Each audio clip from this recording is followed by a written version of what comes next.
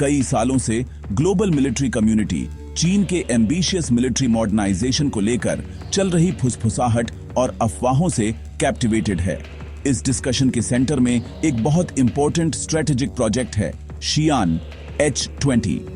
यह aircraft People's Liberation Army Air Force या PLAAF के लिए सिर्फ एक नया हार्डवेयर पीस नहीं है। इसे चीन का पहला सच्चा long range strategic stealth bomber माना जा रहा है। एक ऐसा प्लेटफॉर्म जो अपनी बॉर्डर से बहुत दूर तक पावर प्रोजेक्ट करने के लिए डिजाइन किया गया है। H-20 को चीन के न्यूक्लियर ट्रायड का एक इंपॉर्टेंट कंपोनेंट माना गया है, जो अपने पुराने बॉम्बर फ्लीट जैसे कि H-6 के मुकाबले पहले कभी न मिलने वाली सर्वाइवेबिलिटी के साथ कन्वेंशनल और न्यूक्लियर दोनों तरह के पेलोड डिलीवर कर सकता है। H-20 प्रोग्राम का ऑफिशियल अनाउंसमेंट 2016 में हुआ था, लेकिन इसकी कॉन्सेप्चुअल रूट्स बहुत पहले, शायद 2000 के दशक की शुरुआत में मानी जाती हैं। जब से इसे पब्लिकली अनाउंस किया गया है, बॉम्बर को सीक्रेसी की मोटी चादर में लपेटा गया है, जिसमें चाइनीज स्टेट मीडिया द्वारा केवल कुछ वेग कंप्यूटर जनरेटेड इमेज और प्रमोशनल वीडियो जारी किए गए हैं। ये केयरफुली मैनेज्ड झलकियां एक ऐसे डिजाइन का सुझाव देती हैं जो चीन के पिछले एविएशन एफर्ट्स से बिल्कुल अलग है। गोल क्लियर है, एक ऐसा बॉम्बर डेवलप करना जो सोफिस्टिकेटेड एनिमी एयर डिफेंस को भेद सके, दूर के टारगेट्स को खतरे में डाल सके और इंडो पैसिफिक और पॉसिबली उसके बाहर भी स्ट्रेटेजिक कैलकुलेशन को फंडामेंटली चेंज कर सके।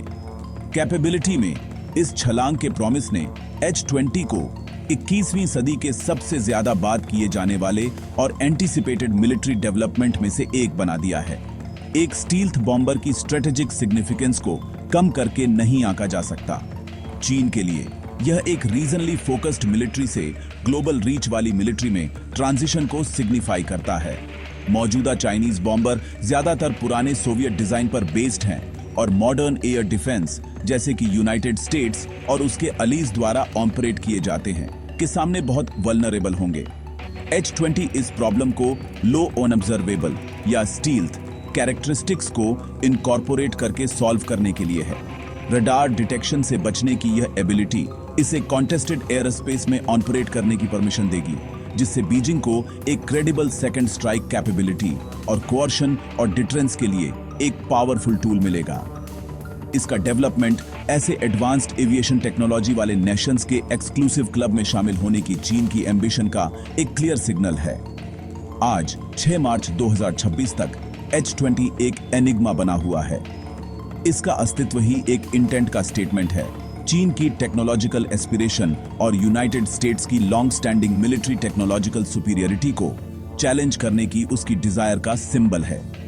बॉम्बर सिर्फ एक एयरक्राफ्ट नहीं है, यह एक जियोपॉलिटिकल स्टेटमेंट है। इसकी इवेंचुअल डिप्लॉयमेंट जब कभी भी हो, मिलिट्री एविएशन में एक नए एरा को मार्क करेगी और ग्लोब भर में सिक्योरिटी आर्किटेक्चर के एक सिग्निफिकेंट रीअसेसमेंट को फोर्स करेगी।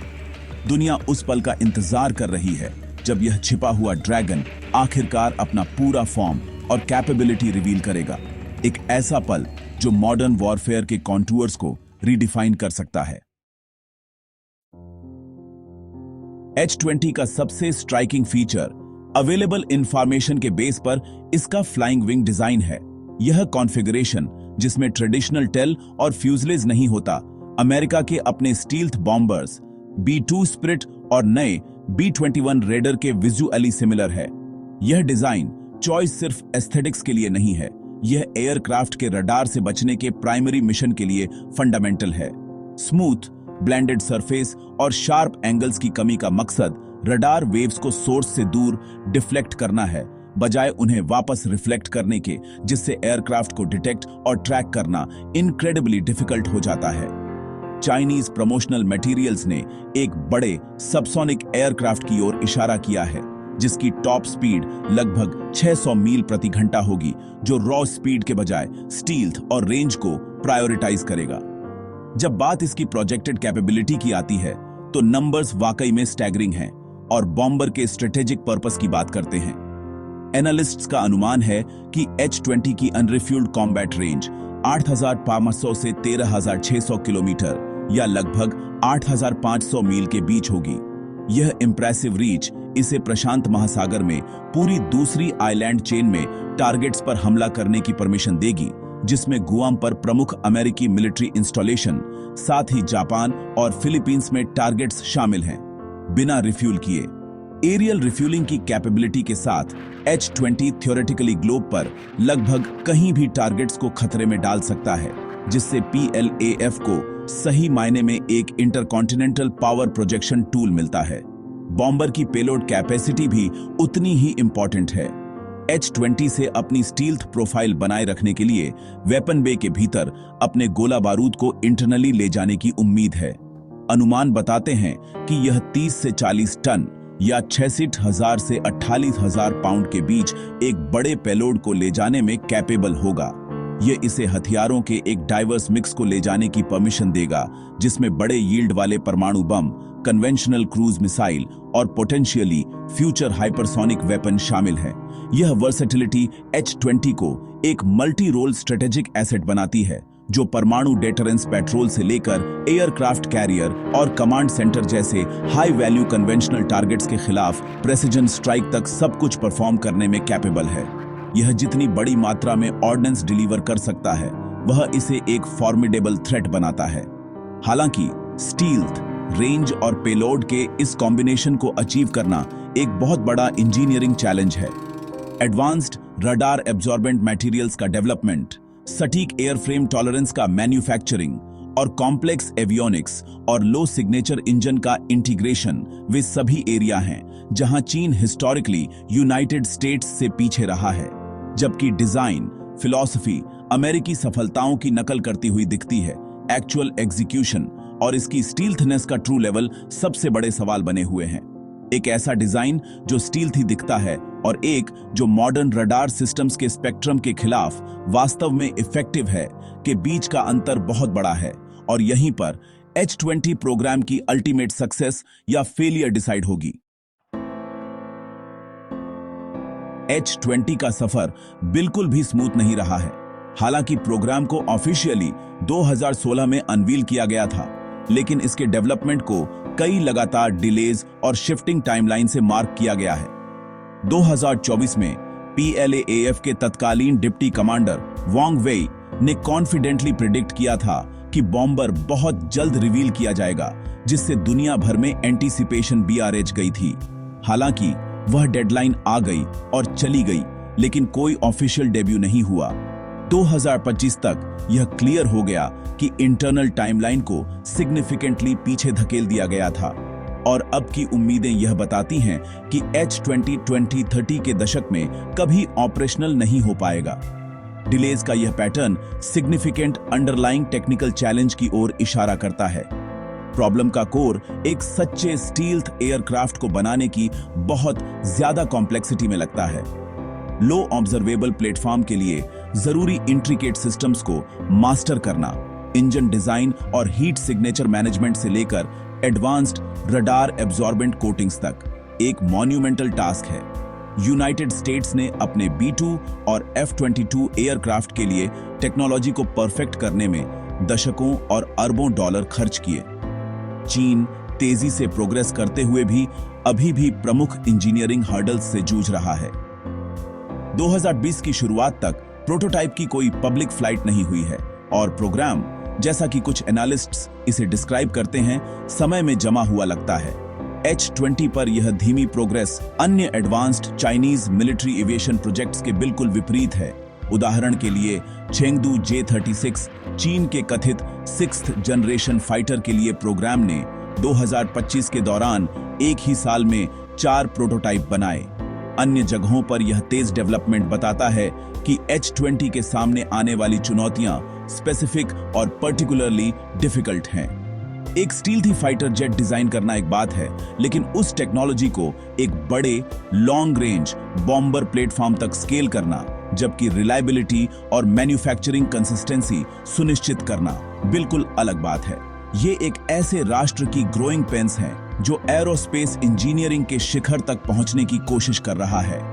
कुछ एनालिस्ट्स H-20 की पब्लिक प्रोफाइल के पीछे एक पॉलिटिकल डायमेंशन की ओर भी इशारा करते हैं। इसके जल्द आने के बारे में समय समय पर लीक और बड़े अनाउंसमेंट को पॉलिटिकल थिएटर के एक फॉर्म के रूप में इंटरप्रेट किया जा सकता है। ये अनाउंसमेंट अन्य डोमेस्टिक इश्यूज से ध्यान हटाने का काम कर सकते हैं, जैसे कि प्रेसिडेंट शी जिनपिंग की चल रही मिलिट्री परचेज और लीडरशिप शेकअप, जो अटूट टेक्नोलॉजिकल प्रोग्रेस और मिलिट्री स्ट्रेंथ की एक इमेज प्रोजेक्ट करते हैं, जबकि इंजीनियरिंग चैलेंज निस्संदेह वास्तविक हैं। H20 के आसपास का नैरेटिव चीन के ब्रॉडर स्ट्रेटेजिक मैसेजिंग का एक केयरफुली मैनेज्ड एलिमेंट भी है, जिससे फैक्ट को स्टेट स्पॉन्सर्ड फिक्शन से अलग करना मुश्किल हो जाता है। वॉशिंगटन के पर्सपेक्टिव से शियान H20 को सावधानीपूर्वक चिंता और प्रोफेशनल स्केप्टिसिज्म के मिक्स के साथ देखा जाता है। 2024 में अमेरिकी इंटेलिजेंस असेसमेंट्स ने पब्लिकली तत्काल खतरे को कम करके आंका, यह सुझाव देते हुए कि H20 अपने सिस्टम डिजाइन में कथित वीकनेस और चल रही इंजीनियरिंग डिफिकल्टीज के कारण वास्तव में एक बड़ा कंसर्न नहीं था। इस सेंटीमेंट को 2026 की शुरुआत में अमेरिकी वायुसेना ग्लोबल स्ट्राइक कमांड के प्रमुख जनरल स्टीफन डेविस ने दोहराया था।